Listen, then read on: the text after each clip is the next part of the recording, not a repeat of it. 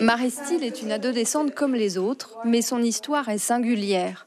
Arrivée à Pontarlier en septembre, à 16 ans, elle a quitté Haïti, son pays et sa famille, avec le rêve de devenir infirmière.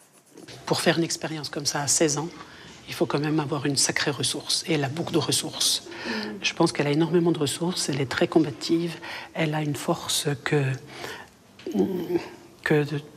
d'autres adolescents n'auraient pas, je pense. En second accompagnement, soins et services à la personne, elle a dû s'adapter à sa nouvelle vie. Dans la capitale du Haut-Doubs, la nourriture lui semble fade et le climat rude. Je pense que c'était presque comme Haïti, il faisait chaud, tout ça. Mais malheureusement, je me suis trompée. Et puis, j'ai un peu de difficulté dans la langue, un petit peu. Et puis, avec l'articulation, chez nous, on n'articule pas.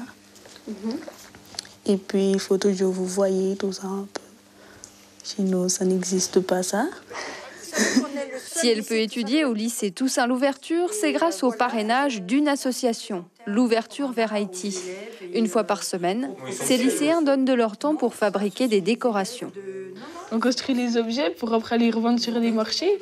Ouais, l'argent, ça permet d'apporter des choses dans le pays, à Haïti, comme l'électricité. Amoureuse de l'île, Evelyne a lancé l'association il y a 15 ans. 5 voyages plus tard, elle a aidé des centaines d'écoliers. On avait rééquipé, suite au tremblement de terre, toute la bibliothèque qu'on avait équipée. On avait reçu des livres et on avait payé le mobilier.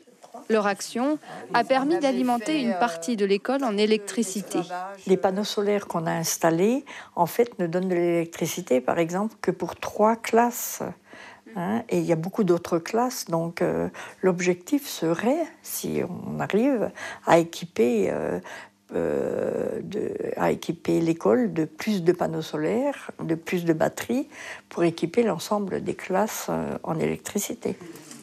En attendant, l'association s'active sans compter dans l'espoir à terme de connecter toute l'école haïtienne. Grâce à Internet, lycéens et écoliers de ces 2 régions du monde pourront enfin échanger.